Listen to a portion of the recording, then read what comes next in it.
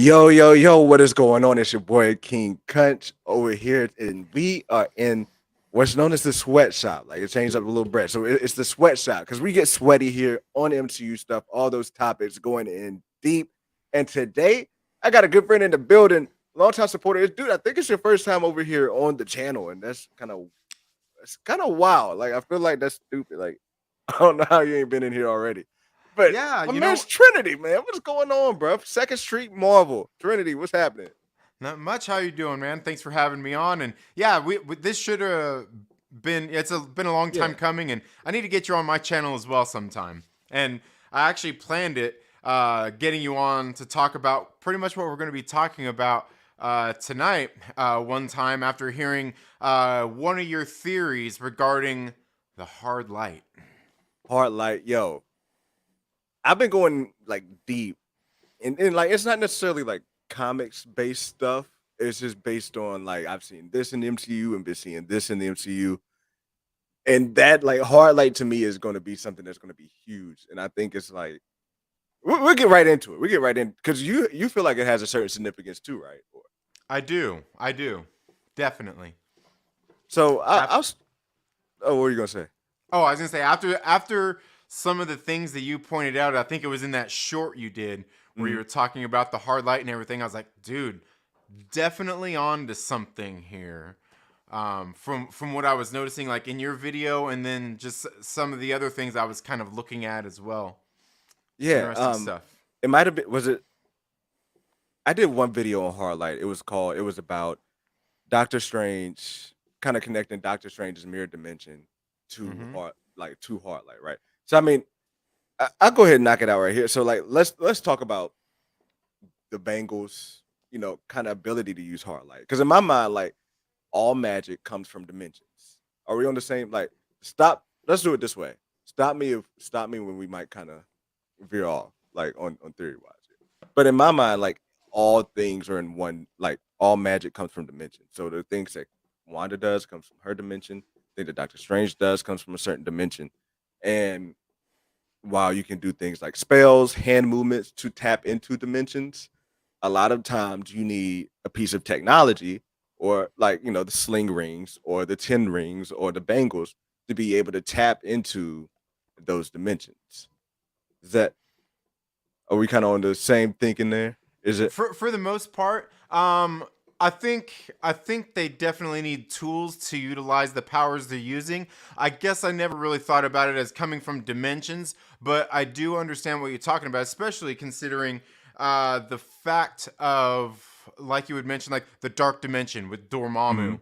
But then you got to think about the light dimension, the Noor, right? Hmm. And who created the light? The Celestials. Yeah, I think that's what it all kind of goes down into, and like what makes me so hyped because I did go back. I know you've been high on Eternals, but like sometimes like I want to just I did a rewatch and I went back and watched Eternals because the Celestials have been like how my mind. And between that and looking at like multiverse of mad, looking at Loki, like when you see the time stream and everything, like to me, the Celestials are the programmers of the reality. Like to me, they're the ones who maybe I don't know. I don't want to say they maybe generate the cosmic energy that powers reality, or if they just like harnessed it and shape it, if you will. So like Mm-hmm. that's where like my bigger kind of thoughts are with that. Um, but long story short, it's just back to those like weapons and bangles. I just feel like they have a way to tap into those. So for example, like the sling ring, Doctor Strange can't tap into that dimension without the sling ring, but he's able to do other magic. Like he's Right. done magic without the sling ring before. Um, Mm-hmm. so what it comes down to is really like now looking at it, where did this stuff come from? Like, what is the origin of this stuff? And I'll Right. start off right there with you. Like, where do you think these things get planted from? Like what type of technology or like who do you think kind of, especially with the bangles and the 10 rings, like how they're just popping up?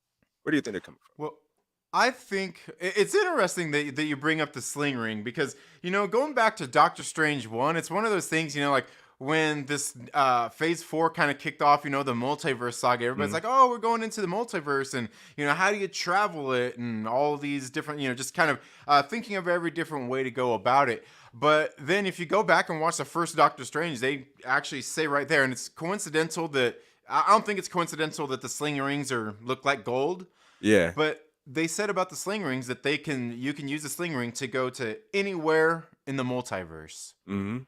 And they planted that seed clear back then. I mean, very much brought up the multiverse. And I do think that all of these tools, be it the sling ring, the 10 rings, the bangles, and I think we're going to have more coming out as well, that, as I said, are tools to help them utilize the magic and maybe those powers. And some of it may be not only able to utilize it, but also be strong enough to do it. Kind of like how Tony had he made the The nano gauntlet. infinity gauntlet, Yeah. and that was basically so they could utilize the power of them, because otherwise they couldn't. And we see that that was barely able to even handle the power of those infinity stones. And I do think that a lot of this stuff was created by the Celestials specifically. Mhm. And then obviously, like with Fastos, that we see in the Eternals, is able to take and do things with that technology. And Exactly. then just kind of the different things that all of the Eternals kind of added to that, there within themselves, like each individual one. Very, very interesting stuff if you consider what their powers were, what tools they were utilizing, and things like that. Very interesting stuff.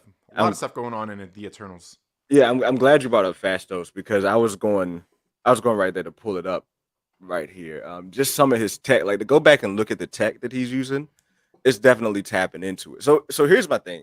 Like, I don't know if you like the short that you commented on about like the celestials and the cosmic energy and how it's like, to me that line in the Eternal says like we if it wasn't for this infinite cosmic energy, we would um if it wasn't for this infinite cosmic energy, we basically perish like human beings.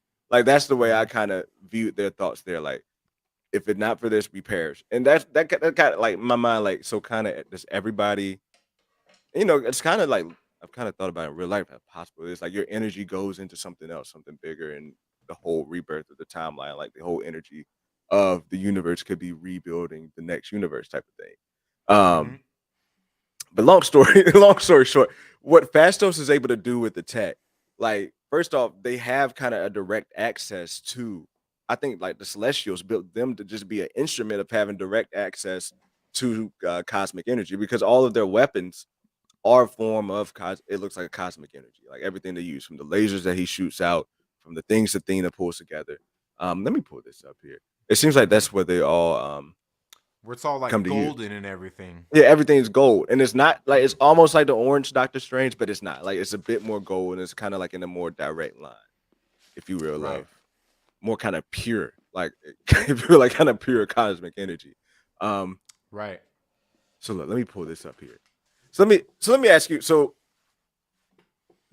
I had a thought that Fastos maybe helped make some of that technology. So Mm-hmm. like Fastos possibly from the sling ring to the 10 rings to the bangles. But what about also with possibly communicating with Kang the Conqueror at a certain point and helping him with technology? Do you think that's a do you think that's a possibility? Because I'm gonna pull up a shot here, and I've been like saying I'm gonna pull this up. I just gotta fucking I pull it up. I think if anything, Kang probably stumbled upon this technology and found a way to harness and utilize it. And part of the reason I'm definitely going to say that I actually think and believe that is because what we know about just Kang from the comics. I mean, we haven't really learned that in the MCU yet, but he travels back in time and all those different kinds, traveling the multiverse, if you will, through time. And one of the things he did was he was Pharaoh Ramatut. And if Exactly. you go back and look, I mean, that was back in the old Egyptian days and things like that. I guess that's kind of wrong. Egyptian days. I mean, Egypt is the country, but if you go back to those days, essentially, I guess it would be BC.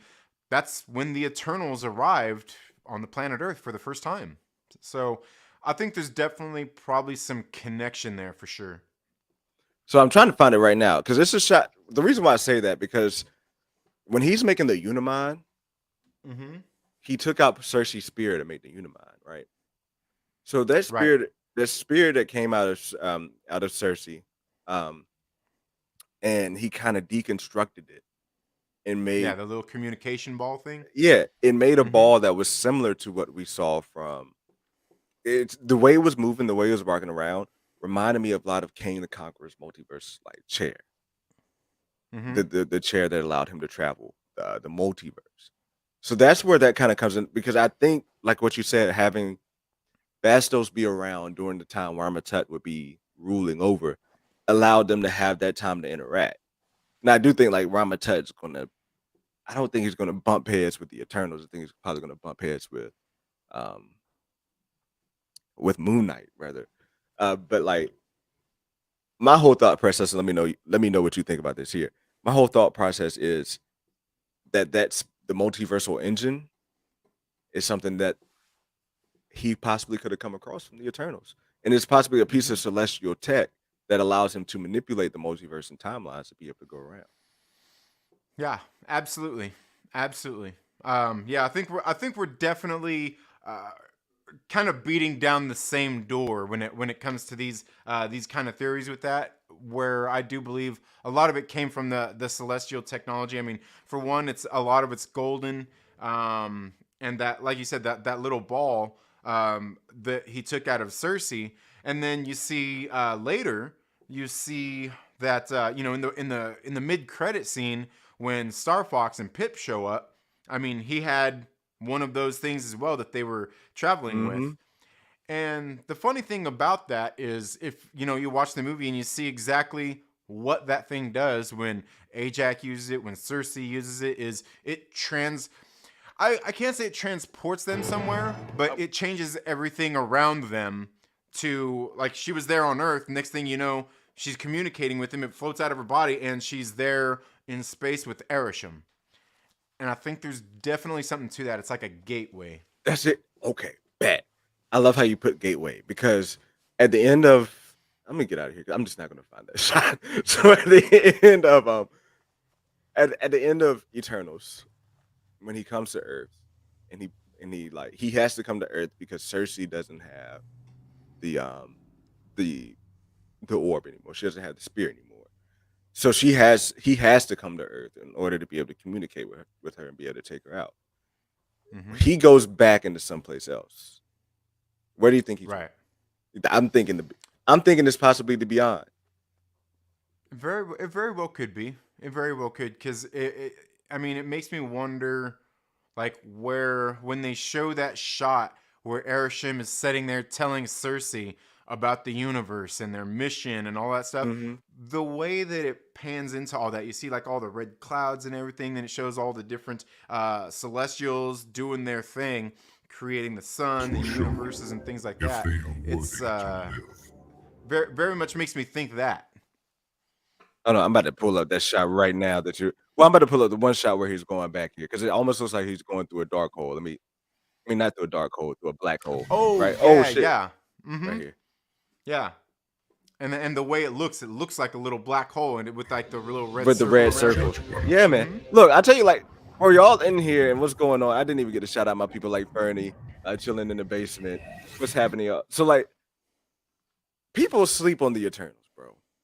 Like people Absolutely. massively sleep on the Eternals. Oh, before we get Jared, Vito, Daniel Fisher, Jedi Mike, what's going on, y'all? My bad. I'm just like we just got sweaty and we didn't even look up. Bernie was popping, chilling in the basement. What's going on, y'all? So like this shot right here is almost like a black hole. Mm-hmm. It basically looks like a black hole, but it's red.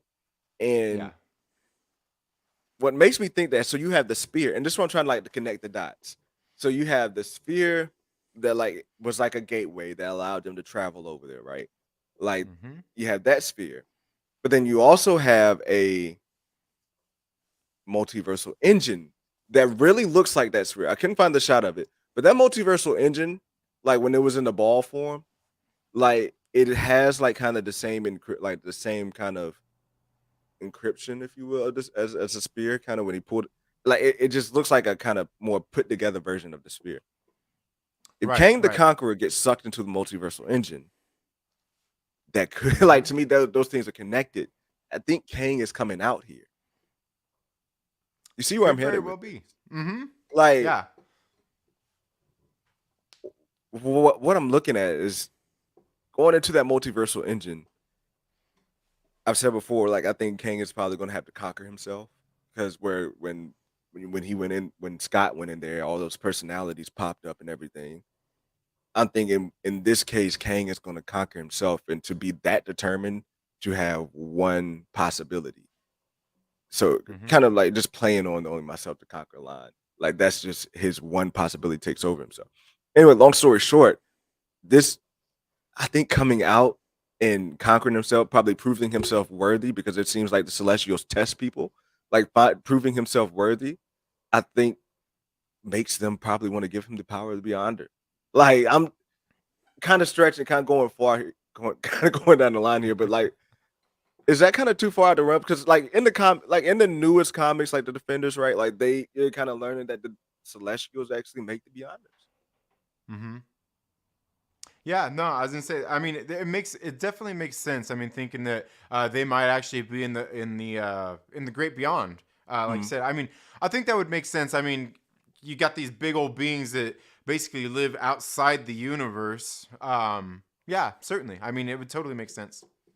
Yeah, yeah. So with that in mind, just to kind of circle back around here, because like I kind of do hesitant to kind of go on, but like coming back to these weapons here, coming back to the Bengals, tell me what are your thoughts on like their MCU origin, like where they're coming from, like what's your theory and thoughts on those? Well, my thought on like the Bengals is the same Mhm, as the Ten Rings. Is I think they're definitely celestial tech, if not actually made from celestials themselves, um, in in what they're made of, and that would be just the metal that they're actually composed of, the golden mhm, metal, because I got this Shang-Chi this art of book right here, right? mhm, And in this book, they actually go in here and they talk about the 10 rings. Been taken, they go and they break them down. Here in a, I think here on the next page, they show exactly what they're made of, right? And so you got like this metal ring here on the outside, then you got this little ring here on the inside that are they is all actually made out of housed different inside of those. things? I Are think they're those? all made. I think they're all made of this. Well, I think this ring is obviously made of something different than the metal encasing. But I think other than that, I think the 10 rings are essentially all the same, and they could all be imbued with some sort of maybe different power. And one of the things I definitely think is it takes the right person with maybe the right energy to take and harness these tools in different ways. Where like maybe you could pick them up and use them, but then if somebody who is meant to have them or has that lineage or whatnot can do more with them.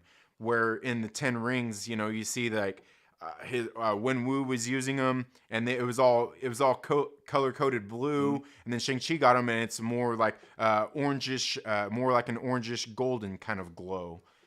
And I think it's probably the same thing with the Bengals, and I think that is what they are because I do think that I think that the metal itself, as I said, composed of something. If it's not the technology of the Celestials, maybe the actual Celestial themselves.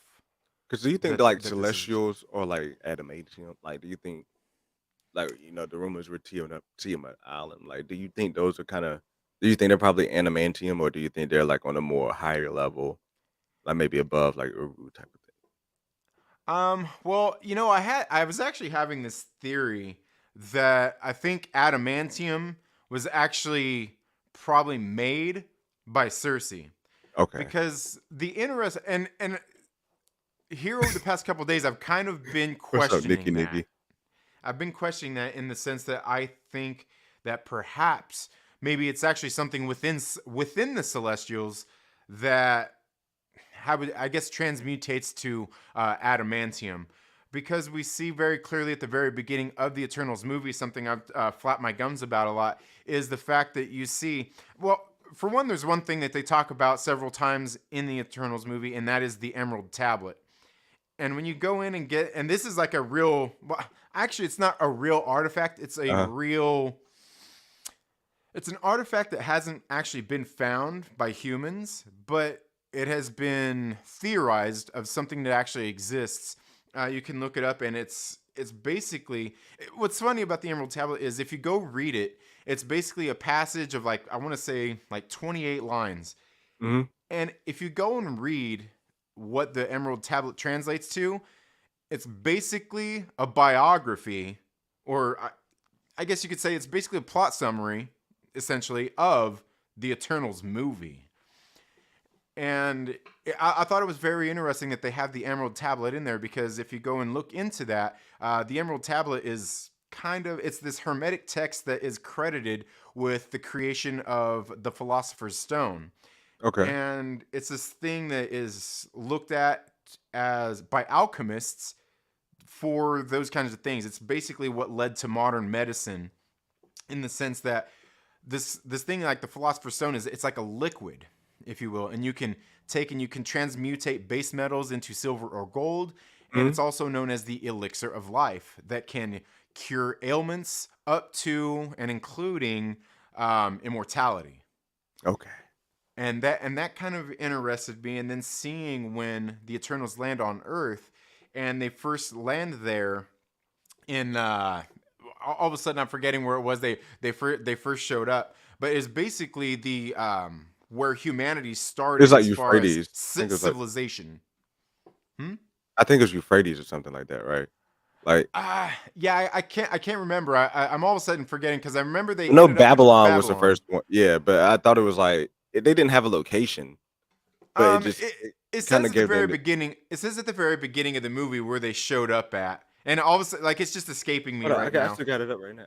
I thought they just showed the year. Oh, Yeah, it'll say like 500 BC. okay. Let me mute it because you can probably hear it, right? Let Yeah, me mute that. Yeah, let me mute it so I don't get No, right. keep going. Yeah. Mesopotamia. There you go. Yeah, Mesopotamia. Mesopotamia.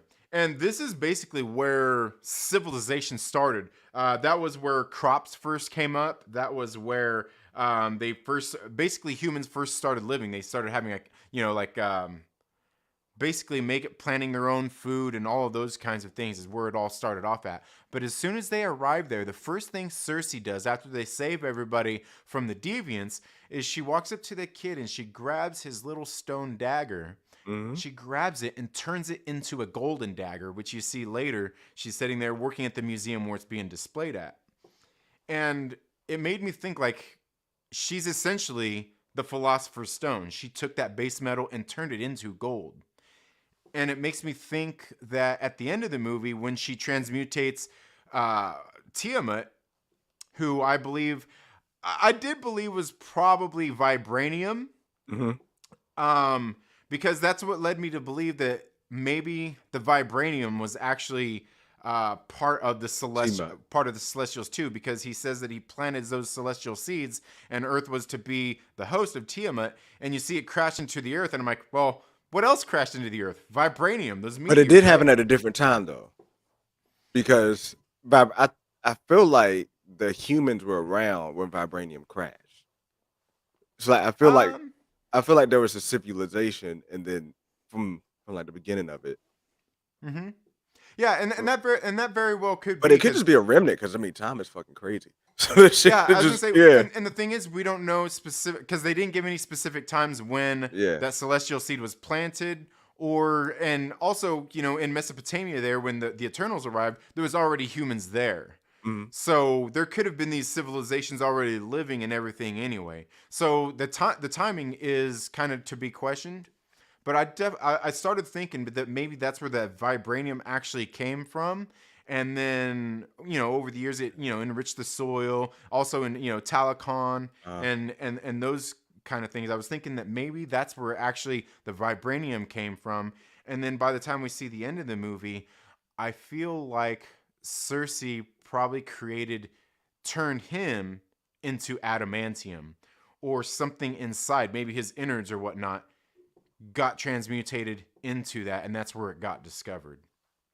Because the interesting thing about that is when you look at the 10 rings, mhm. what did they do for Wenwu? They let him live and be young forever. Gave him immortality. They, yeah, they helped him not get sick, and all of these different kinds of things. And what that led me to believe was has a lot to do with the X-Men. And if you take a look at what those rings did, they essentially gave him the same powers as Wolverine. So my thoughts were with that is the reason why Wen Wu lives forever when he has those on is the same reason why the ancient one lives forever, and it's the same reason why I think Captain Marvel. I don't know. They like if Captain Marvel were to be binary or she were to have it flowing through her the whole time, would she be immortal? And my thing is, they're tapping into cosmic energy. Mm-hmm. They're tapping into Yeah. infinite cosmic energy that just like the Celestials, I mean, just like the Eternals, like live forever because they have infinite cosmic energy. That's their Mm-hmm. way of like having that cosmic energy flow because just because it's cosmic energy doesn't mean it's coming from one source. So you can think of like the ancient one who used the Mm-hmm. dark dimension to like dark dimension and dark energy to be able to stay Mm-hmm. alive forever. Same thing with Agatha, right? Like Agatha's using dark energy to stay alive. Um, Right. so that's turning that into animantium is like very dope. Cause like I like that like too, cause it's kind of the color wise, like it kind of match up with the new color of metal. And it'd be like a dope, like cause like it is like a very cool marbly, like kind of looks like marble this score. Like I can't tell if it's rose or if it's like marble, but whatever she did to it, it kind of gave off a cool effect. Let me ask you this. Right. Fernie put in a good question. What's the sword Black Knight uh made what's the sword for Black Knight made out of in the MCU? What y'all think? Hmm. That's a good question. I'm not like It I acted like don't the know. Necro sword. It It acted did. like Gore's Necro. Not maybe not like Gore's Necro sword, but like the Necro goo kind of is. Like Mm-hmm. Yeah, it looks it like it's kind of kind of got that reacted. symbiotic goo on Yeah, it. Yeah. yeah. Like, but then I was also wondering too. Like speaking of just dark energy, like is it a dark dimension powered like weapon? Like is that Mm-hmm. or would that be kind of because if it comes from the same line of like the cup, like the dark magic that Agatha uses, and could kind of fall out in like that line and that dimension, could that be like the same type technology? Oh, that's a good Absolutely. question, Fern. That's a good question. Um, what were we touching on before we went to the Animanium? The 10 rings. All right, so bet. So you said you talked about the 10 rings, and I'm like, I do think there's like a bit of a difference with when we use it. Ah, shit, like I got tongue tied. When we use it, like you say, it turns it is like that color. But I think what makes a difference because not only did Shang-Chi do it, but his mother did it as well. Like Mm-hmm. it changes colors when they use that type of method that's in Lao. Like that kind of power method, whatever it was almost like airbending. But whenever they use Right. that type of martial arts, that color changes. And I think it has something to do with the actual like dimension, if you know what I mean. So like It very well could be. Yeah. I necessarily think like these dimensions, like I said, are just threads of just deep thought again. And I probably said it like 3 times already, but I think like dimensions are housed inside of lines of cosmic energy. Like, Yeah. and anytime you get into a different dimension, except for Americas, you have that spiral. Like that's like to get into any dimension other than Americas. And I think other than the newer dimension kind of was more like a just a break. Um, well, we'll get back into the newer in a second, but just that's why I think is that they're tapping into like that dimension, which is making that type of having a different effect on it. Like, so when it comes to signaling, that kind of has me thrown off a bit because like I'm still kind of thrown off to like who it could be signaling out to because the Mm-hmm. fact that it did turn orange before. Like it's not the first time it it turned orange and then it went back to being blue. So Right. like what's causing it to stay orange? Like what's really like making it signal something out to it, which I think at this point maybe has to be the celestials. Mm-hmm. Um I don't know. Maybe it's the celestials, possibly it could be a signal to Kang as well because He as could much have as I tapped think into it.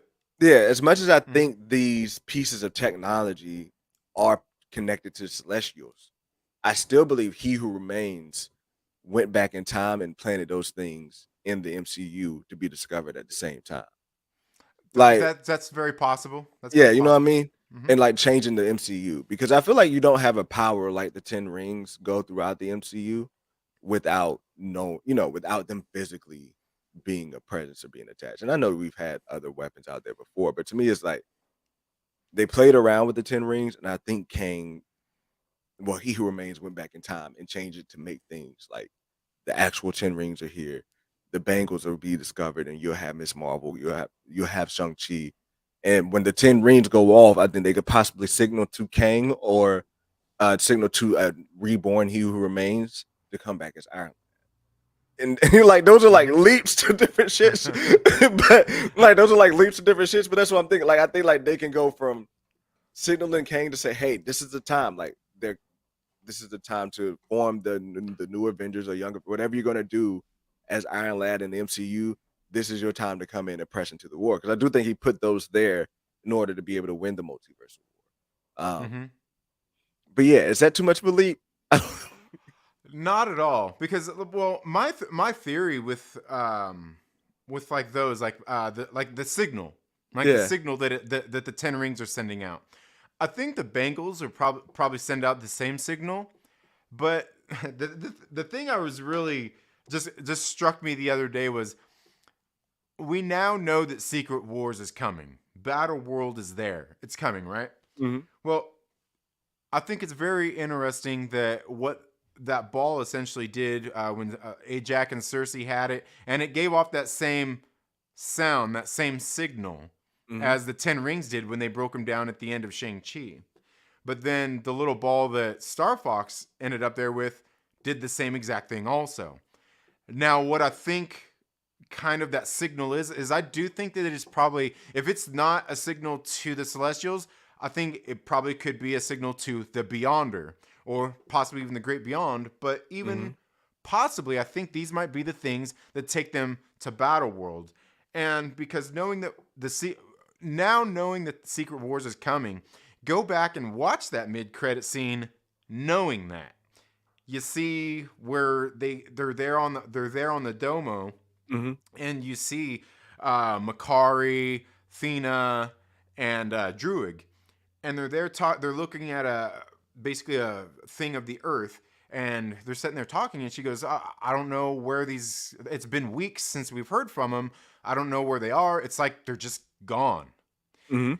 And it made me think like maybe they actually got taken to Battle World, and maybe those little beacons are the signal that brings people to Battle World, just like we seen in Quantumania where they had their little Cassie had made the satellite Quantum signal. for to broadcast to the cosmic realm, or the I'm It's like a sorry, the satellite, quantum but for realm. quantum.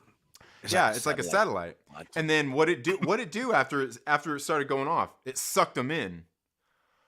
And I kind of feel like the rings, the bangles, and even uh, possibly even those little balls are the exact same thing. And it would make sense because like when Shang-Chi finally used them and it started sending out the signal, I think that's the thing, just like Vision said in Civil War, where he's like, it's basically lets the universe know that we're ready for a higher form of war. I think it's that same kind of thing. So you touched on something with Cersei being taken into, where they were being taken to, right? And Mm-hmm. they were like, we can't find them, we don't know where they are. Star Fox, Arrows knows where they are because he Right. has that spear out. So I Mm-hmm. think that point there really points to them going to the beyond Mm-hmm. because I don't know. Like I think Battle World has to be like forged, It could be, and and I well, the Battle World could be in the Great Beyond, yeah, quite it could be. possibly. So like I'm thinking, I don't know. So like, do you think so? Where we're outside of the timeline, do you think that's the beyond, or do you think that's just outside of time? Um, I don't think that's a that's the good beyond. question. That's a good question because it very well could be. Um, Especially because like, what was the name of that Loki episode where they ended up going to the other planet where they basically dropped off all the stuff they didn't want. Yeah, I mean, the name of the yeah, the the void. episode was Journey into Mystery, Yeah, which was actually a comic series too. mhm. So I think it's very possible, very possible. Like people think the void could end up being the battle world. And I think the void is honestly just the end of time. Like I don't think the void is battle world. I think the void is honestly just everything's like it's going to shit. Like it's just the end of Mm-hmm. time, and now you gotta light it there. Or it could just be Right. a dead end timeline that they put people on a dead end branch timeline where life just eats everything up, right? Um, Mm-hmm. but my thought is like battle world has to be forged because the I think sequel. I don't think they're gonna stop the incursions at all. Like I think the incursions are going to end up pretty much like they do in the comics and time runs out. It's gonna end up pretty much destroying everything, but someone and I'm really hoping it's fucking Doctor Doom. Like I'm really hoping it's Doctor Doom, but someone is gonna Yeah. forge a new multiverse. Like somebody's gonna forge Battle World. But I think it'd be Mm-hmm. Doctor Doom and Wanda that would be the two that would do it. What's going on, Kyle? How's it going? So is this comment. What's up? Um and can someone drop Trinity's link in here? I have to holler at Trinity's channel too over the Second Street Marvel while I don't want to forget it. But yeah, where I was headed with that was like, I don't know, like I think they're sucked into the beyond, and I think that's like even more of an indication of like how deep this technology is with the Celestials, like how deep the Celestials really are planning things. And I don't think like people like I don't think like your normie audience right now, like people who are just like maybe not that deep into it, are understanding like, hey, like they're more than just like Galactus. Like it's more that like there's actually a deeper war probably at play here of control, of destruction and restructure. You know what I mean? Like maybe the Celestials don't even care that they're going through. I'm just learning about the firmaments like the last couple months, but like they're going through different firmaments of the universe. Like they just probably don't even care. Right. Um, and I'm thinking there's probably even a faction of Celestials who are against that, i.e., Galactus. Galactus Mm-hmm. going around eating planets because they could have celestial seas in them. Right. I think it's something that like kind of hints that there's actually a celestial like war on the other end of that. Um, so yeah, that's like that to me is like hella dope, bro. Like just Yeah. like getting into that. So to the Bengals and to like the heart light in the dimensions. Mm-hmm. For folks, like we kind of touched on it earlier. I'm just gonna run through like my thoughts on it, then I want you to run through your thoughts. But like my thoughts on like heart light is that basically they are what binds heart light is what binds or keeps different dimensions apart from each other. So Mm-hmm. heart light, it stops the chaos dimension from interweaving with the dark dimension. Like it keeps the dimensions apart, but I think it also keeps timelines apart. So Yeah. my whole line in theory, and I think you probably heard it before too. I think off of my video, it's just basically each all these dimensions that come together. One dimension forms reality, one dimension forms time, one dimension forms cosmic energy. Like all these dimensions, dark energy. One dimension has the dark energy. All these things have something to play here. The chaos dimension that's reality to make what we see in front of us come into fruition. So like what we see in the like what we see like outside of time, like outside those cosmic streams, like Mm-hmm. we're looking at just basically a river of cosmic energy dimensions currents running through a stream. And like the whole thing that made me spark that was who said it? Doctor Strange. He said all of the sanctums are built on um cosmic energy currents that flow. Mm-hmm. And to me, that's saying like Like those these, few points or whatever. yeah, Mm-hmm. like there's cosmic energy currents that are flowing through there, and that's where so to me that like to think of like Wundagore Mountain, could that be built on a cosmic energy current of the chaos dimension? Like a strong signal point to harness that energy. Nexus points would be a great thing to call them. That's a great chilling in the basement. How you come up with that off that in Green Bay? What's going on, bro? Nexus points would be a great thing to call them. But long story short, like that's what I think that hard light does, and that's what I think is going to make hard light so important. Is because hard light to me stops incursions from happening, and that's how like I don't know. See this part, like I'm feeling like maybe comes from Kang, or maybe comes from the Council of Kangs, or it could come from the Celestials building the thing is, I don't think the Celestials care if the multiverse exists or not. Like, I No, don't they think the don't. Celestials care about whether it's a multiverse or a singular timeline. So I think using hard light is something that the Kings have done to say maybe it's easier to like for hard light to be in place to block dimensions from one timeline, but for them to say in order to stop incursions, we'll build these dimensions and cover them with hard light. So like that's how they're able to, in the Council of Kings are looking out over the whole multiverse. So it's like Mm-hmm.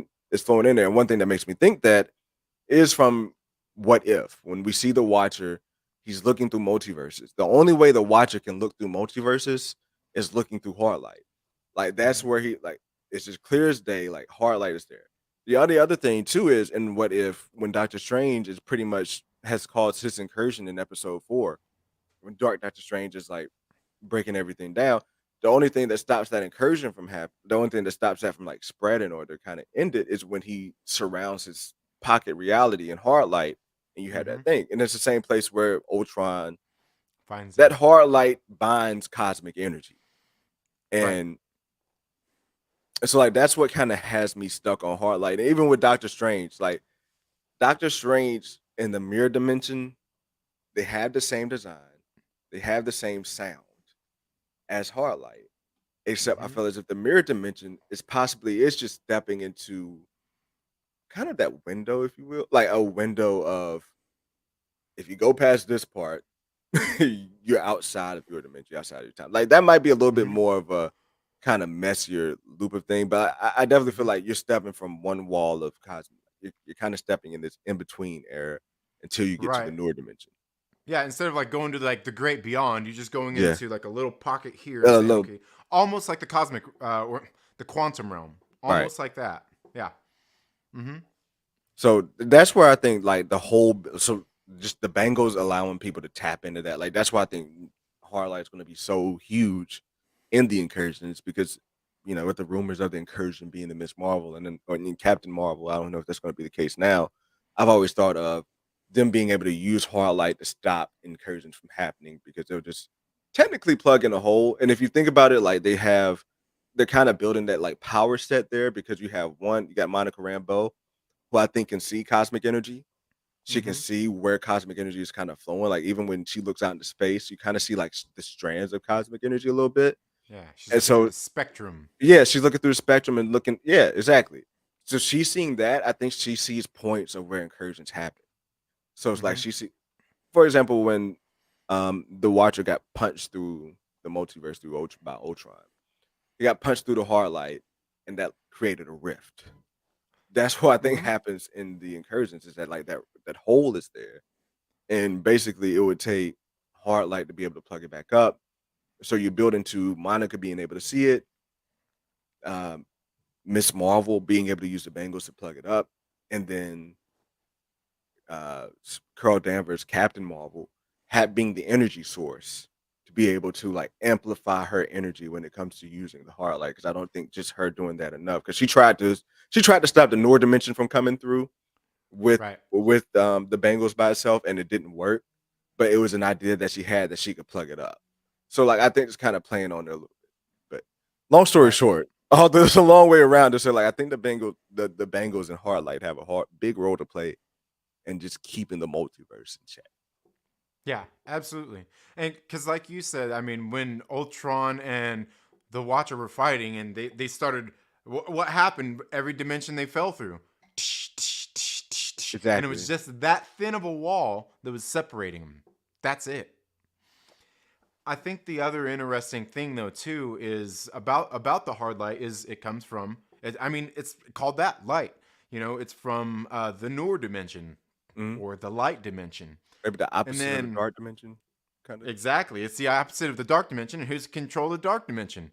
Dormammu. Dormammu. Yeah. And so you got Dormammu and essentially the light dimension from the Noor, and whether that's the Celestials in the like part of the Noor dimension, kind of because I mean they created all of that stuff, but then they also created the deviants as well. So if they created the light, they also created the dark, He created the dark. and Right. so it's essentially their creations that are doing all of this, like almost like they have it planned. But it's interesting because you go back to again the Eternals, where he specifically says that the universe is a constant exchange of energy, and it's a cycle of birth and destruction.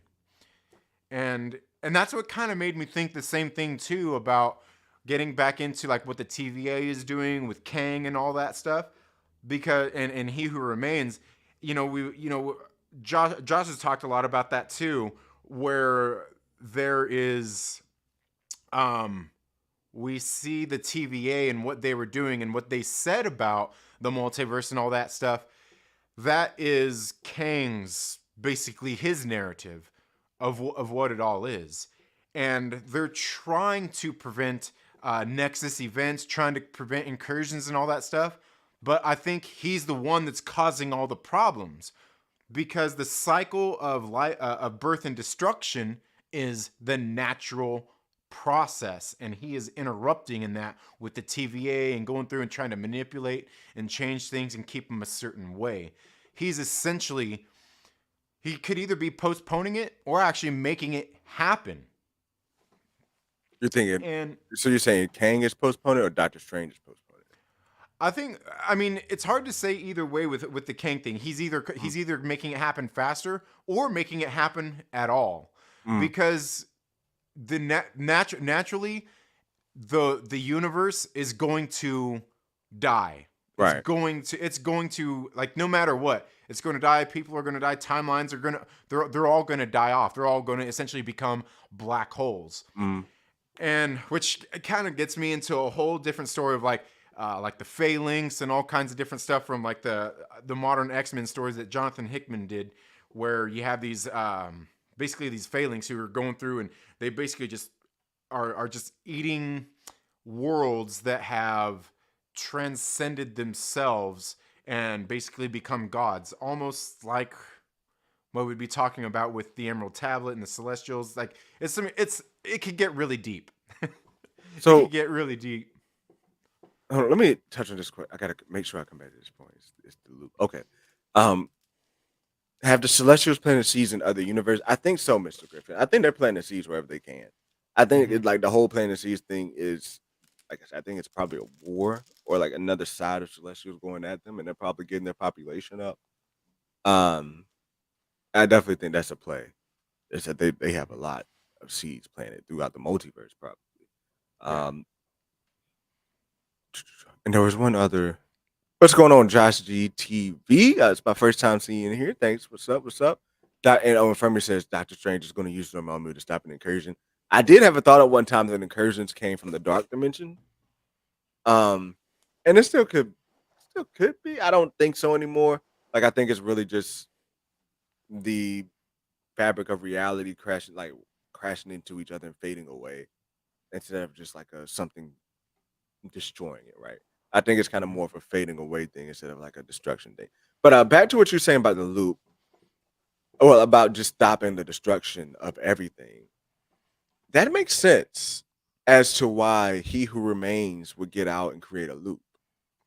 Because Hmm. if you have a loop, it continuously goes and this cosmic energy kind of just recycles and continues to go on and on.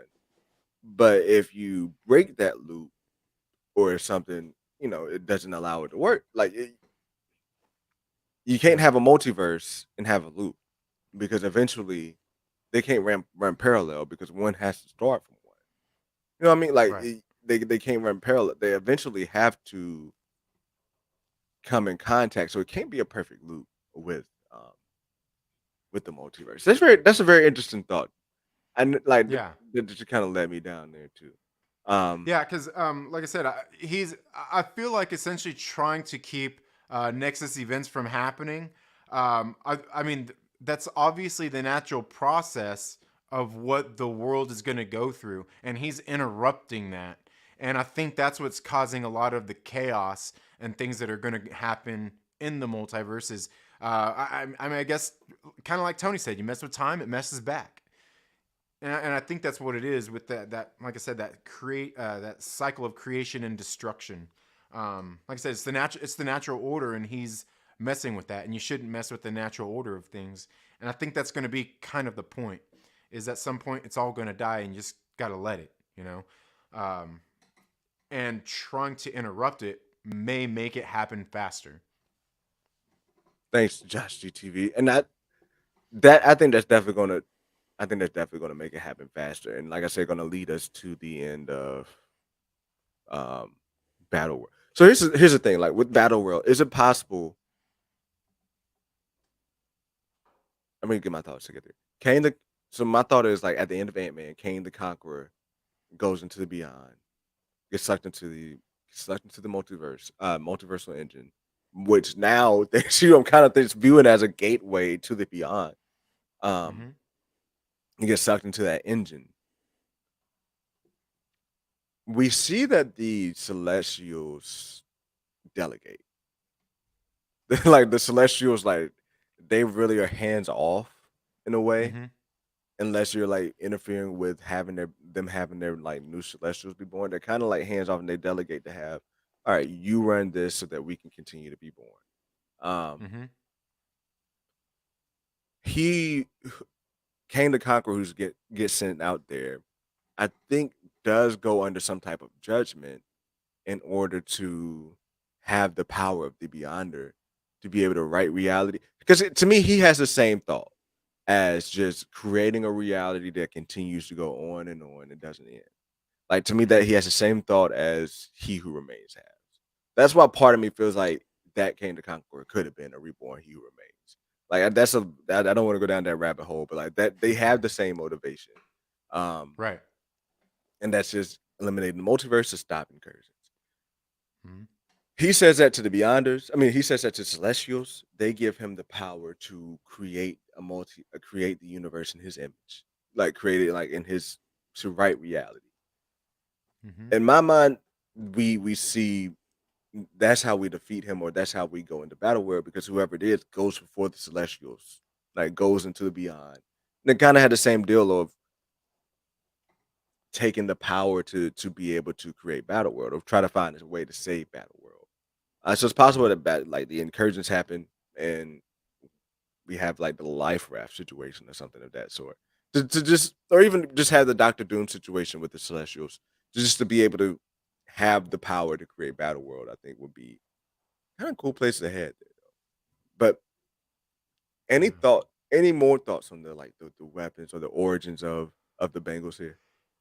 Um, I mean, I could really get lost in a lot of that if we if we really kept going. But I do think they're essentially of the same technology. From the Celestials, I think they definitely utilize the hard light inside of them, and that's the glow.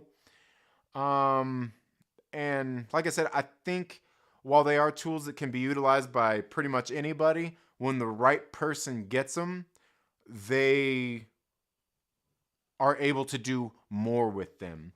Mm-hmm. And then not only that, like getting like talking about like and possibly even the sling rings too.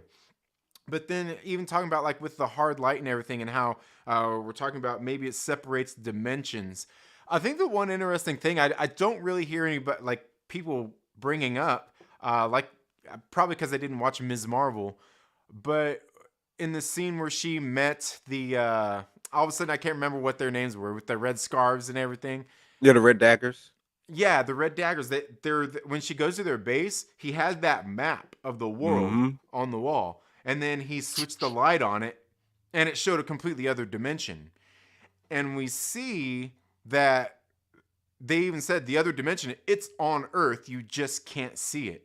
Mm-hmm. And it takes basically a key or a gateway to get there, which uh, I think is very interesting because we see in Doctor Strange 2 where he's sitting there and the I can't remember his name all of a sudden with the like the Clulu like figure that's going after America Chavez Yeah, yeah, yeah. So, when he's God damn it, I've just lost it. Gargantos. yeah and he's there. Like he's invisible. And what's Doctor Strange do? Is he uses his magic and basically opens it up and reveals him. Mm-hmm. And I feel like that's the same thing as in Moon Knight when he was sitting there fighting against like all the like the what was it like the wolves and all that stuff, and he's sitting there fighting them. Nobody else could see it. So it's like this other dimension that's within our own world that can't be seen because it's actually probably separated by that hard light, Mm-hmm. and you need to be able to find that gateway to get through it. Which then in comes like the Tempads, the Bengals, uh, or another crazy one was going back to Homecoming when the Tinkerer was making that high altitude gateway thing that he was using. Mm-hmm. You notice it looks like the exact same way that the It doors at the did, TVA but I thought it was uses, more like just that Reed phase Richards shifting. used. But that's cool. Like I never thought, because I always just saw that as like phase shifting. But that is Right. very like that's like very kind of on brand with like Mm-hmm. what they used. My Mm-hmm. thing, my favorite thing too is for gateways. Think about gateways. Think about the woods getting into Talau, like that maze of gateways getting into Talau, and then having to go through that tunnel Right. Well, because and that's the other thing is Talau even is it even on Earth? And if it is, it's probably just another one of those worlds that's separated by I that think it thin looks. veil. Yeah, I think it looks like to me it's the same. That's why I say like I think all even the parallel dimension where it's a parallel. No, it's a parallel, right? The parallel where America Chavez is from. I'm blinking on the actual name. Um, but is it a parallel? Anyway, the Utopia parallel Mm-hmm. Where America is from. Like even hers, like that's a dimension. Like to me, like they're in a dimension like which is a like why is like I kind of go through this whole thing of this whole cosmic energy that's always in front. We don't see it because, like I said, it is divided by hard light, but it's there flowing through everything. But you just Mm-hmm. tap into it and you get into it, and they all have a similar access point. Like they all have a similar way to get into each other, which is that spiral. Because when you think about when they drove into Talau and Shang-Chi, like you go through almost kind of reminiscent of like when you're going through the timeline in Loki, like because you kind of have all of these lights coming down into you, then all of a sudden on the other end you see the water like go in the Mm-hmm. spiral, just like Doctor Strange's sling ring, and you pop in Yep. there. Um, so to me, like that's what the Nord dimension probably looks like on the inside. Now I don't know if these dimensions they can.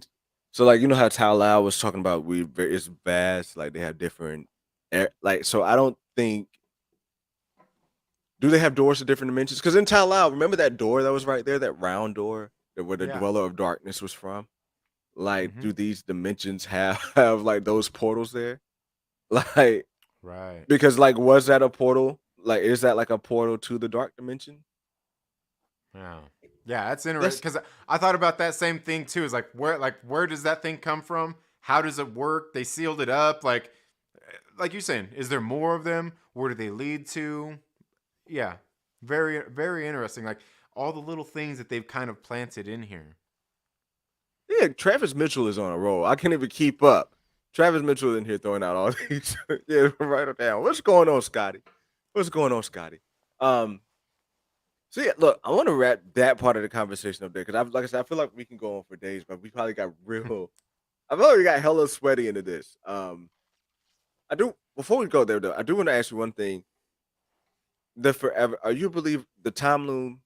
Like I've heard you talk about the time loom, but could you just Mm-hmm. explain it for me real quick on your end as far as? I, I don't really know about the time loom or anything, Mm, but just from what it sounds like, I mean, it sounds like it would be something that helps you, I guess, weave together a certain, I guess a certain, almost like a certain fabric. Maybe that's of time or whatnot, or maybe a certain dimension to get things the way that you want them, and make it kind of make it into, I don't know, maybe essentially creating a universe or separating it from others and maybe making it unique. But I don't really know a whole lot about the like the concept and the idea of the time loom, Okay, but it okay. is very interesting. Who said something real quick? Oh, damn it! I saw one too in this other dimension. Didn't work. It did get sweaty in here. It did get sweaty. Oh, so let me know. All right, my last thing here, and then my last sweaty thought, because I do want to. Are you down to talk like 30 minutes of Star Wars? Yeah, we can talk about some Star Wars. All right, all right. I don't Just know. I don't know about the anime. I haven't watched any of the animated yeah. shows. I Oh, don't know you anything hadn't about watched that. Bad Batch? No, Okay, no. okay, okay. But all right. Just real quick on this thought here before we move on from Marvel. Um, I want to talk about the role of America Chavez. Like I mentioned, like I think all of these dimensions have different powers. Like you give different powers from each dimension. Like I think the Nord dimension you get hard light from. The dimension that Doctor Strange taps into with the sling ring allows him to be able to travel throughout the universe. Because one thing, like you did say earlier, I think Marvel was effing up when they were saying multiverse in Doctor Strange. Because when she was saying multiverse, it looked like she was taking him through different dimensions or realities. You think Hmm. so? Like it, like that's I think it's hard to say at this point because we okay. don't really know. It's hard to say Yeah, if because she could have been doing it on purpose, knowing that, and then thinking about where the people who aren't familiar with the technology, I mean, they don't. How do they know? I right. mean, any of the timelines they jump to and everything. How do we know they're in the same universe, the same timeline? Yeah. It gets pretty tricky when it comes down to those kinds of I think things. definitely got dimensions in universe. I think you got dimensions in universes in each timeline. But Mm-hmm. you don't have but like the multiverse is just timelines. Like that's why it kind of throws me off. But in that vein being said, I do think like every universe, like every multiverse, whatever you want to call it, every universe, every timeline has their own dimensions. Mm-hmm. Except, and here's where we got to kind of go like down the line with America Chavez. Remember how she said there was no one else, there was no other Mm-hmm. America in the multiverse? What if Right. America Chavez is the only one because the Utopia parallel spans throughout? I think the Utopia parallel is that piece of the dimension that connects the multiverse, that keeps the multiverse connected. So Mm-hmm. tapping into her power allows her to be able to travel the multiverse because her dimension, like the dimension where her power comes from, touches every single part of the multiverse. And there's no need for another dimension of her. Or there's no need for another dimension that would have her again because there only has to be one type of dimension that handles that role.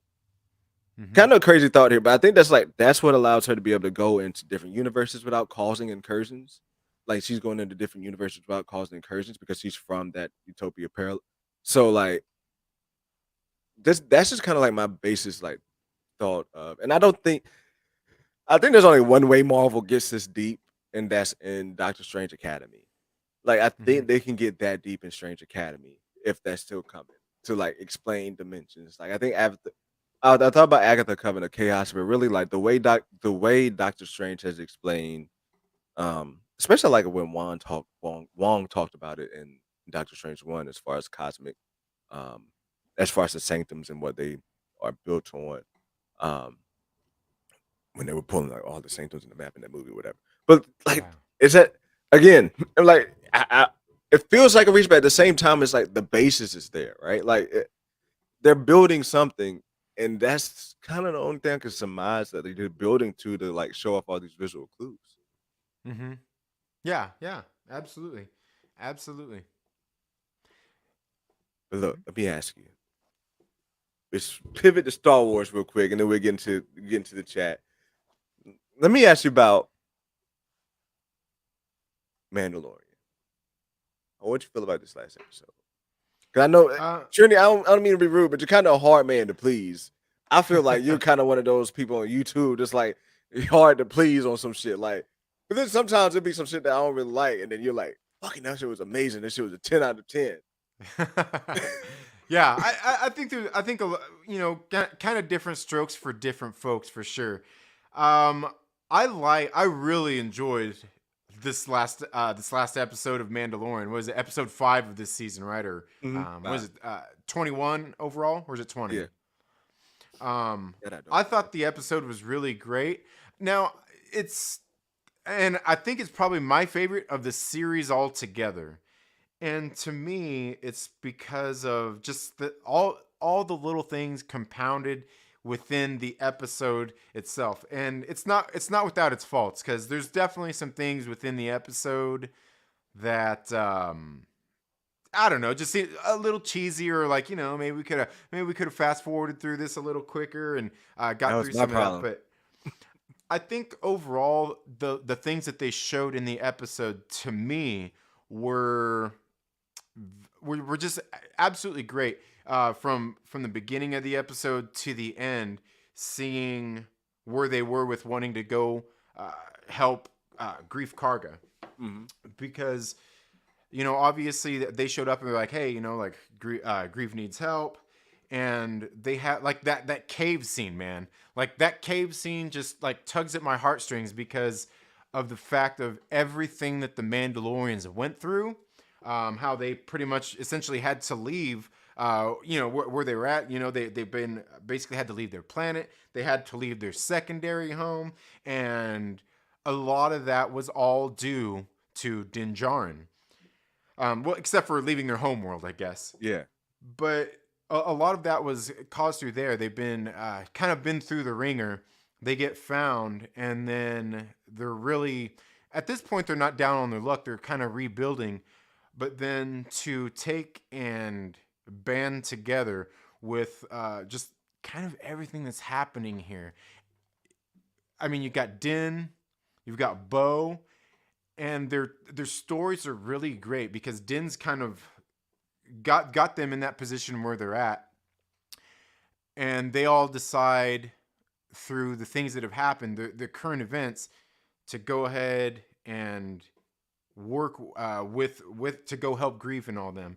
It's kind of a call to arms, kind hmm, of the like we don't me and this guy don't get along, but you know what? This dude saved my family. I'm forever indebted to this guy. If he wants to go help and he wants my help, I'm gonna go. And pretty much he's the guy that called everybody out there. I don't feel like Paz Vizsla was necessarily their overall leader, but I think he's like the guy in the room that has all the sway. You can have the leader there and whatnot, but if this dude isn't on your side, nobody's gonna go along with you. he's got that name, like that Yeah, blood, like that respect.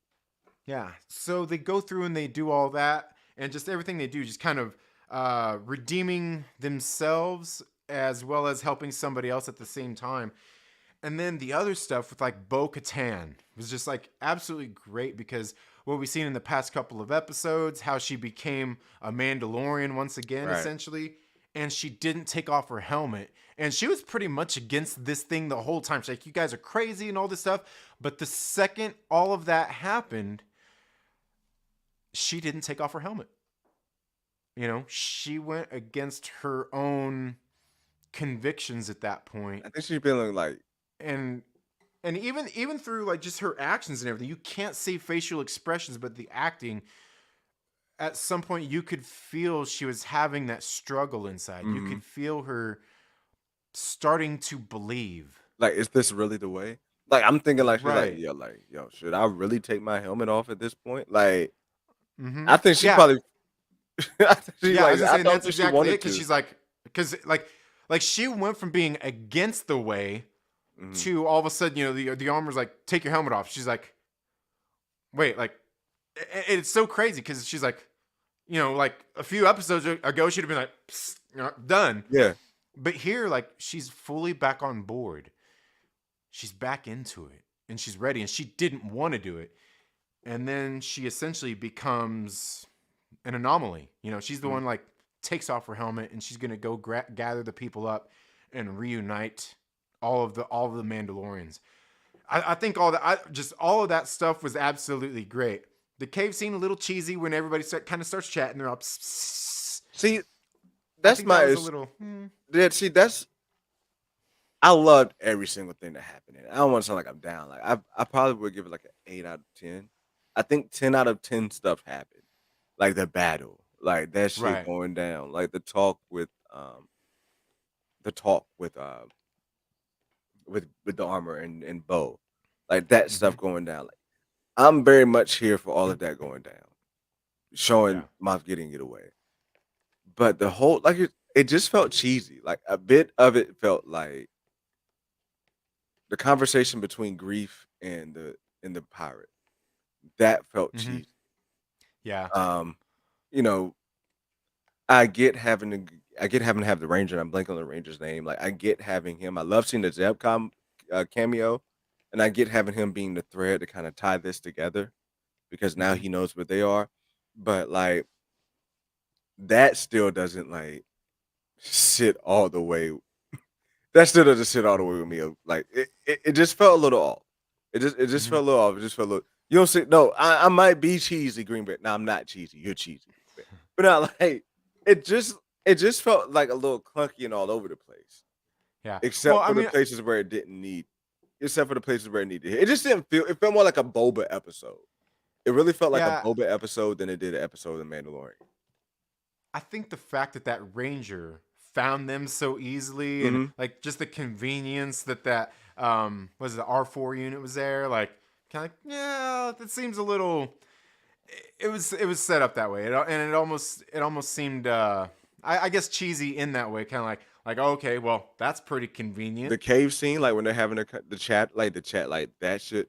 Padgett's speech felt on point, Mm-hmm. but like the chatter and everything, like to me, it took us out of. It didn't feel like Mando. Like Right. Right. it really didn't feel like the serious tone of Mando. I never felt like Yeah. anything was at stake either. Like it's just, it felt very kind of on point with it. Right. It felt very cliche. It, Yeah. it felt very cliche in a way. Yeah, definitely. And I think that's partially because one of the things is we don't really see a whole lot of that kind of stuff in the Star Wars universe, at least in any of the live action stuff. You don't really see a whole lot of that where you have somebody coming up to have a speech like that and bring everybody together outside of the Senate. Hmm. And there you're just dealing with a bunch of politicians that what are they going to do essentially anyway? Nothing. They're going to go talk to their people and do whatever. Where here we've got them having a speech and a real serious kind of coming together moment. And I think maybe some of why it didn't seem as impactful and maybe a little bit cheesy or cliche is that it's kind of out of that, um, out of the norm. But then I think maybe the score kind of throughout through that section, like there could like probably helped affect that as well. Yeah, it just threw it off. But to stop talking about that because, like I said, there's stuff that happened in it. Like maybe I didn't like the delivery, but the stuff that was in it was dope. And like I'm very much on Din and Bo, like their path. Like I think their path is kind of joining together. Like first off, Yeah. Din better be going with Bo. Mm-hmm. And it's kind of like these two are representing a coming together of a Mandalore. And like, Yeah. everybody kind of has this like I like the messaging that's put in there because I don't like, I'm not like a fucking this politics shit. Like I leave it alone, but really like I'm a type of person like, but just let everybody do what they fucking want to do. Like just let them do you. Like don't try to dictate what somebody believes. Like don't try to, this person believes this about this, then don't hate them for their belief as long as it's not impacting you or they're not attacking you type shit. Then like let it slide. Like you know what I mean? Go with it Mm-hmm. because we're at the end of the day we're all fucking humans. And it's to Right. me, it's the same thing with what the armorer may be realizing is that Mm-hmm. like we're coming into a new time where we need to be stronger, and she Right. sees the mythosaur kind of seeing that and sparking that, like she's like the mythosaur is there, the dark saber is like coming to the hands of this clan. She's seen the mythosaur in that clan. These two prophecies or what we believe kind of intersect, if you will. So I think she's seeing that it's time to put my differences aside. To like, at the end of the day, we're all Mandalore, and we all walk the way of the Mandalore in our own way. And they're using Din and Bo as a way to bring them together and bridge that gap, which I think is going to be The dope. yeah, the traditional versus the non-traditional, Yeah, or somebody who's fallen, I guess, from the way. or the Yeah, left, and the left and right. You can even look at it like that way. Like it's like I don't know, like yeah, ideal wise, but like you can, kinda, yeah. yeah, like the progressive and not progressive type shit.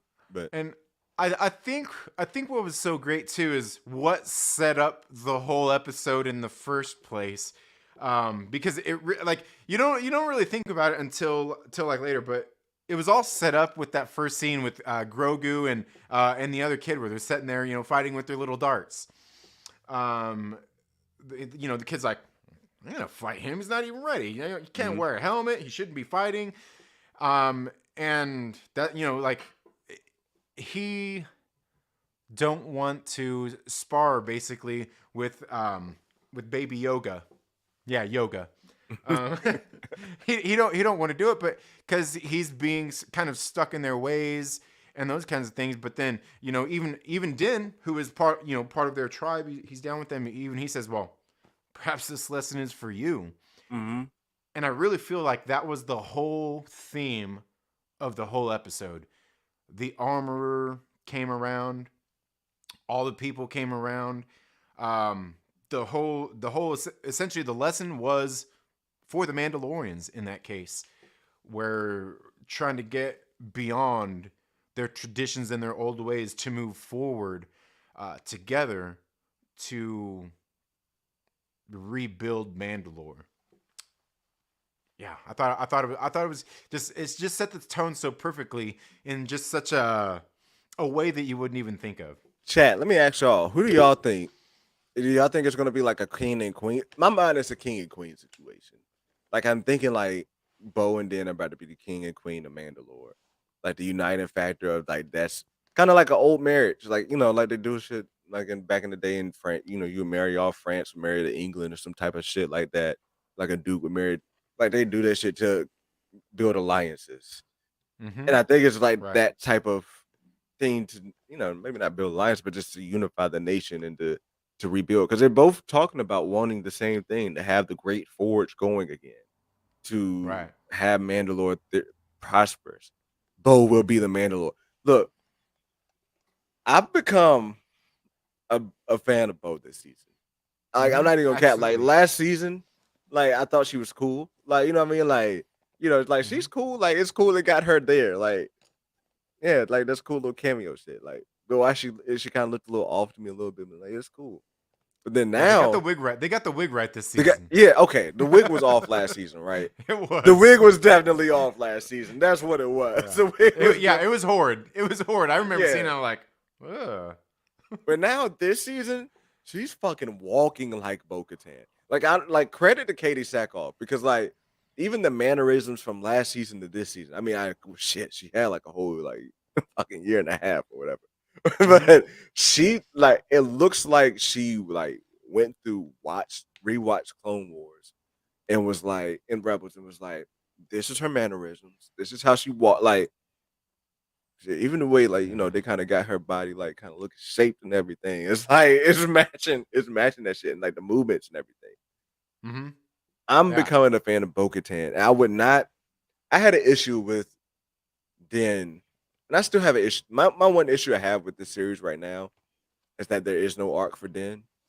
Like we aren't to me like the arc for Din was resolved in the first episode in the second episode. Mm-hmm. And now we're trying to like pick up on a new like where is this new arc with Din headed? Because Right. Grogu is with him, like Grogu's on his path. He's becoming, he's becoming a Mandalorian. Eventually he's gonna get a helmet, yada yada. Like I feel like once he starts saying his first words, he's gonna get his helmet. Right. But Yeah. then It's like Din is just Den like the is just floating. catalyst.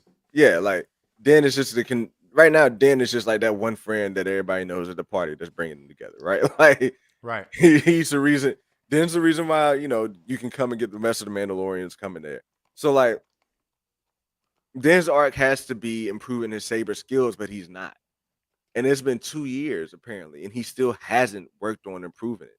So like that's been my only knock on it. But I think we could be heading into another level with something going on between Den and Moff Gideon. Because I think the dark saber is not going anywhere. I don't think the dark saber is not going like there's no way that the dark saber is going to Bo-Katan because Bo-Katan didn't want it. Mm-hmm. Bo-Katan won't take it unless she defeats him. Won't let you send a Right. super chat. That's swag as hell. Smokey Shinobi. Um, but yeah, won't let. So where's the heck? See threw me off with the super chat. But anyway, like I don't. So Moff Gideon, what do you think is happening there? Because it is Beskar. In my mind, I think Moff Gideon is playing either Moff Gideon or Thrawn is playing like games, and to Mm-hmm. where it's like now the New Republic's about to probably just pull up on the Mandalore, right? Or what are you Right. thinking? Yeah, I think there's definitely like again I'm not since I'm not really familiar with a lot of this stuff from the animated series Hmm. where I mean I guess a lot of this stuff is kind of being pulled from as well. I don't really know a whole lot about, but I think Moff Gideon is definitely he's obviously a key to something. And I've heard people talking about, oh, is he Mandalorian, and what's going on with all that, and I really don't know. All I know is like at the very end of the episode, I was like, okay, like this is getting interesting.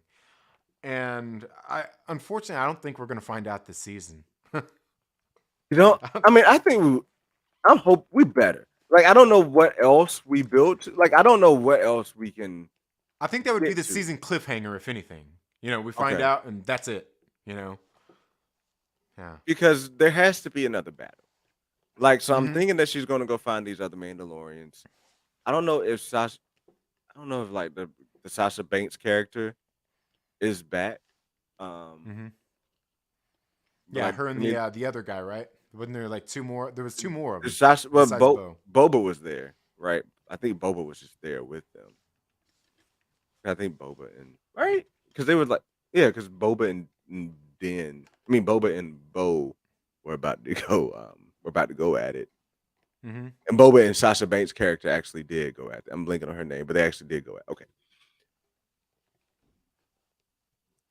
it has to be a fight. So like I'm curious to know if it's going to be with Moff Gideon's people, like if they're gonna if the Republic's trying to get the Mandalorian, trying to get at the Mandalorians for like freeing Moff Gideon, or the Mandalorians going to go try to get Moff Gideon, or like it's the New Republic and the Mandalorians about to have beef, because also too at the end of the day, the commanding officer that's there that was an Imperial, I think she's really letting has something to do with it because if you think about it, she wanted to make sure nothing was going to go to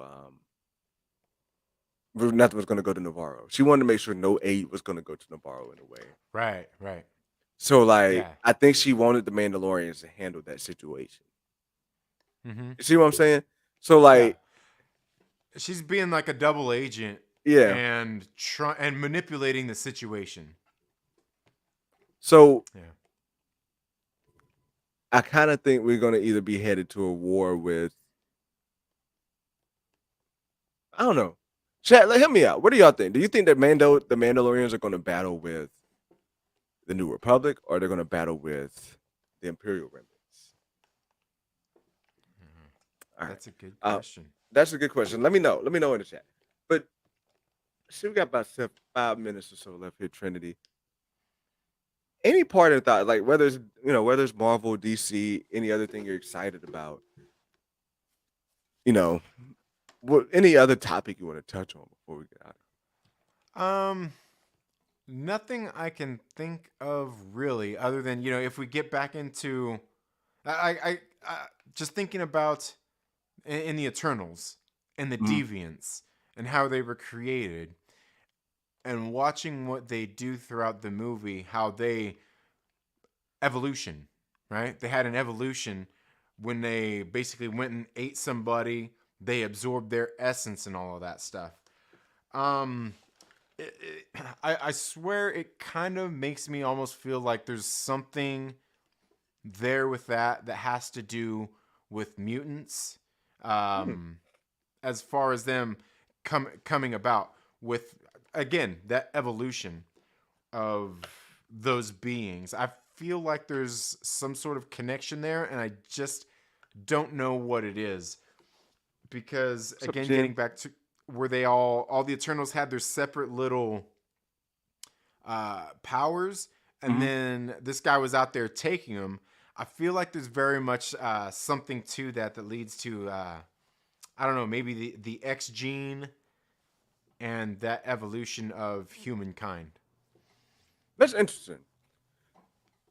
I never thought about them taking their cosmic energy like that. But when you think about it, they did steal their cosmic energy Mm-hmm. and got powers. You know Right. who else tried to steal cosmic energy and get powers? Wanda. Yeah. Wanda tried to Mm-hmm. steal America Chavez's energy to get her cosmic energy powers.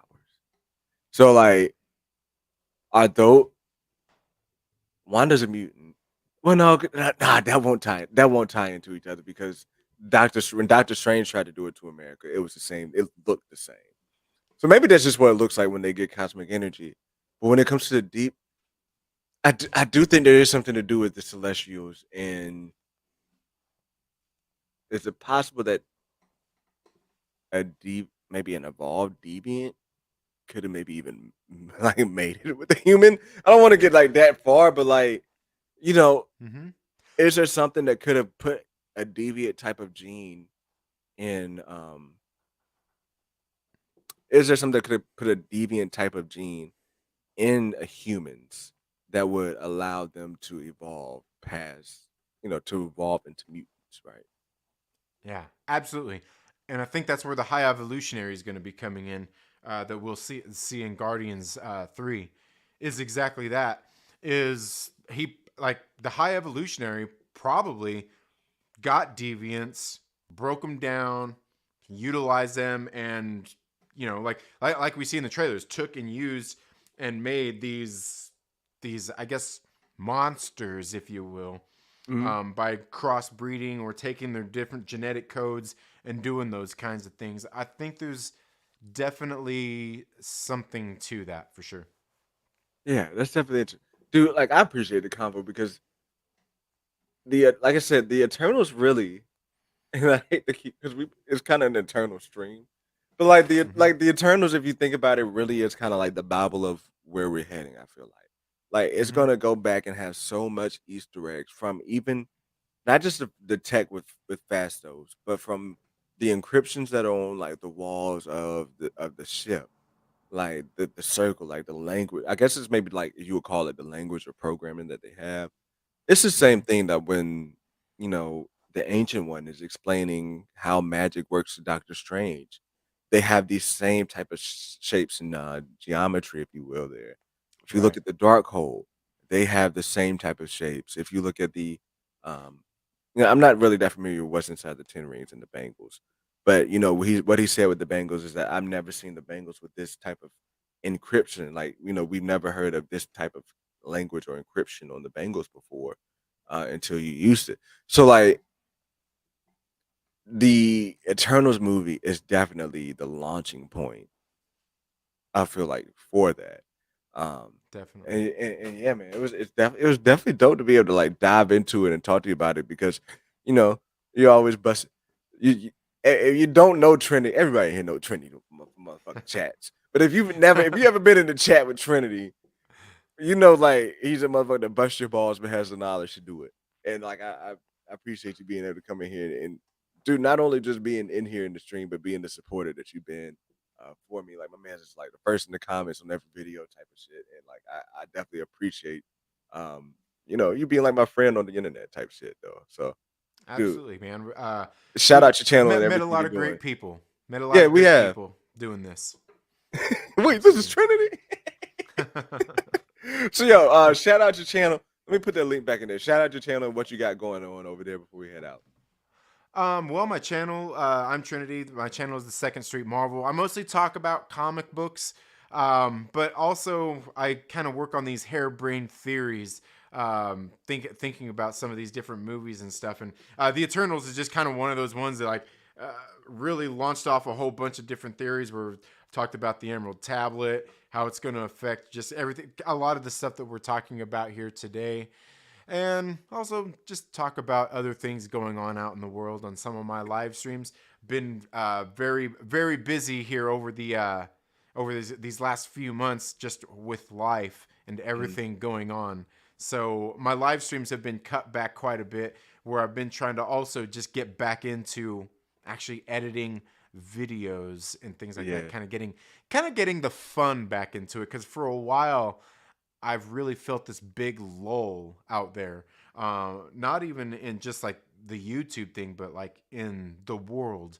And I think a lot of that is due to the things that we've all gone through over the past few years. I feel like there's just been, I think things hit a flat line, and it all started to seem a little bit redundant, and just Mhm. trying to find a way out of all of that. And I think the way out is just partially by not doing the things that we've been doing. Not doing the same shit because it drives you insane. And Right. yeah, I definitely feel you because I feel like I've no matter what, like I kind of go through ups and downs and shit. Like life, of course, goes through ups and downs and things hit you, but then like things that might not seem heavy, like when they hit you, but you're just like kind of cruising through it, but you don't realize like you're kind of cruising downhill sometimes. You're kind of cruising Right. into a low, like you know what I mean? Like you don't realize like you're headed in that direction. Right. You're And then just when on you get there, autopilot so yeah. much. And then when you get there, you're like, damn, like I'm low. I'm here. Like, no, I don't really feel like doing this shit no more. Like, I don't really feel like doing this anymore. And then like you had to like you had to go back and kind of reverse engineer of like how where I'm at, and then you just gotta kind of grind to get back out of it. Hmm. So yeah, that's definitely I definitely relate with you there. Of like shit does hit, man. I'm glad that I'm glad that you're getting back on because I was wondering like, damn, am I missing Trinity's? Like at least sometimes I can get the trailer part live because here's how my lifetime goes. Only time I'm really Hmm. able to sit in on the stream is in the fucking mornings because other than that, like I'm with my Right. family or my wife or some shit. So like Yeah. when I get to pop in on when I get to pop in on your like trailer park live streams, like it's like damn, she went to bed, so I get to come downstairs and pop in on it while I'm working on some shit. And I was like, damn, no, am I just missing it? Like I feel like ain't popped in a while. Um, but yeah, I'm glad to see that you're popping back up, and I'm glad to see that you're coming back up on Yeah. the And streams. speaking of which, and that was something else that I um kind of getting back into with all this stuff too, is because like I said, I've kind of been down on a lot of this Mhm, stuff, where you see a lot of people high on it, and just the big thing with fandom, mhm, and it's something I kind of, when I started really getting into the live streaming, when I started my channel, is just you know trying to talk sense into people, letting people know, because like I mean, like I feel like a lot of times people forget exactly what they're getting into when they get into these fandoms, right? I mean, it's fanaticism. We're all fanatics about these kinds of things. We're passionate about these kinds of things. We may like the same thing, but what we like about them are completely different. And a lot of people get into these, how would you, I guess, these kind of back and forths with each other over this whole different fandom thing, yeah, and just trying to get people to realize that it's okay for somebody to like what they like, for them to like it for different reasons, for them to not like it, and it's okay for you to be upset by that, but you don't have to be mad at somebody just because they don't see things the way that you do. We're all here together. We're all enjoying the exactly. same things or not enjoying the same things. It's just an And I opinion. think more people need to find a more common ground, because we're already on the common ground, but nobody ever wants to act like it. They want to draw Mhm. the line in the sand and say, "Oh, we're on common ground," but there's that line right there. and we're over here and you're over there. But it's not really like that. And I think people lose sight of a lot of that when we get into, getting into making videos or reacting to what somebody said or how they feel about a certain thing. And it's okay for you to like what you like and let other people like what they like. It don't have to be a point of contention. That hits too, bro. Because there's definitely times like when I'm on a roll, like making content, and then like it happened with Thor: Love and Thunder. I was on a roll before Thor: Love and Thunder, like just making Mm. videos. Like I was probably dropping like 2, 3, like 4 videos a week, and then Love and Thunder came out, and like that shit just fucking. And then She Hulk came out. Like I made it through Love and Thunder, That and I was the was making nail in the stuff, coffin. and then She Hulk came out, and bro, like I didn't make content for like 3 months, like, and Right. like it. Let me hit on Mr. Griffin sent in a super chat. Um, got $3 super chat. I can't get him to show up on the stream because they're through Streamlabs. But hey, your boy grind. Look, your boy's grinding because we got the subs. I just got to get my watch time back up because, like I said, like I dropped off the face of the earth on YouTube for a few months, so I lost a lot of my watch time. Um, but he says this. What up, Kendall? Loving the content, sir. Thank you so much, Mr. Griffin. He says, when do you think Boba will show up? I don't think he's showing up in this show. What do you think? Do you think he's showing up in Mando? I don't Oh think he's man. unless there's a war and Mando is going to go get people, he'll go call in a favor from Boba. But I don't think Boba's showing up.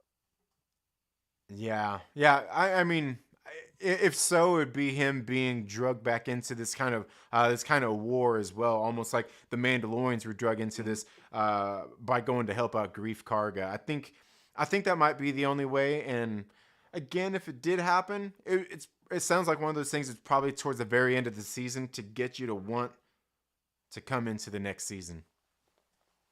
Yeah, I feel the same way. But yo, thanks for the $3 super chat so much. Yeah, I appreciate the love y'all be giving. Green Bay gave love last week, so I appreciate it for sure. Um,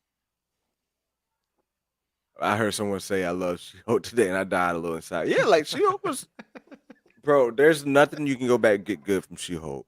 There's really like I've said before, like my wife and I tried to watch. My wife watched Thor: Love and Thunder for the first time. Neither she watched it for the first time and couldn't make it through. Yeah, So like it's rough. that's rough, and I'm fearful. The only thing that makes Quantumania different is Kang, and it's a Kang. Kang makes it better. Like just Mm-hmm. to be, and it's not like it's easier to sit through like a serious stakes movie, kind of a little bit more. Well, I don't even want to say serious stakes, but just like a more kind of darker tone movie than it is to sit through like a movie that's trying to be comedic and it doesn't hit. You know what I mean? Yeah. Like that's what made Mm-hmm. Thor: Love and Thunder so ass because it tried. It wasn't just an ass movie, but it was an ass comedy movie. And when you're an ass comedy movie, like you get no love. At least if you can Mm-hmm. sit through an ass serious movie because there's something there to latch on to a little bit, right? Like even like Yeah. I think Batman versus Superman is ass, but there's some serious shit in there that I can latch on to and watch it again. Um, Right. but damn, I went off topic. But yeah, dude, like this fucking real shit though. Like the quality of stuff makes you like kind of Mm-hmm. just back off of it a little bit. Um, Yeah. but like I said, I'm glad we can pick back up on the swinging thing. I think the best thing to do too, like that's kind of one of the things that made me go back and watch Eternals because like I went through after like I had a boom on the channel with like the shorts. I went through a Mm-hmm. time of like, Yeah, man, they're what blowing else is up. there? Yeah, like, but I was like, what else is there? Like, that was before Ant-Man Quantumania came out. Like the videos that blew up were the ones before Ant-Man Quantumania, and Mm-hmm. like they came out. So then it's like the letdown after that was crazy because it's like, what else is there left? So like, I could tell Yeah. even in the quality of what was coming out was like it wasn't there because like my mind wasn't there on that shit. And then I went from making like 5 a week to like 2 a week, and then I went a week without making one. So like Yeah. going back and rewatching this shit has really just helps like ground myself and like finding what I enjoy in Marvel and finding like why I enjoy this outside of what people are saying with like the current state of shit. Like that's why I didn't even really talk about like the Jonathan Majors Kane shit because it's like Yeah. I'm focusing on what's got me hype like right now, really in this shit. Yeah. But Absolutely. And I think, and even with like the Kang stuff, Quantumania, I feel like Quantumania is going to be one of those ones, almost like the Eternals, in the sense that there's going to be so much that happened in that movie in hindsight that you mhm. didn't really realize until you find until that connection or that thread is made of exactly what certain things meant and some of the things that were going down. Well, I do have to Uh, disagree with you there though, because Eternals. Well, I think Eternals did like a much better job of planting hella seeds throughout the. Like I think the whole movie mhm. is a whole seed. With Yeah, Ant Man you look at Quantumania, the different timelines they went through yeah, where they were living. Yeah, Ant Man Quantumania, I think it's not much, but just a little bit of Kang shit. Just like a hmm little bit of Kang shit, cause like the Kang shit. The only thing I really would point back to is the Kang shit. Like I don't think unless I do have a little bit of theory that Hank may be a scroll. So like unless there's something that points back to that.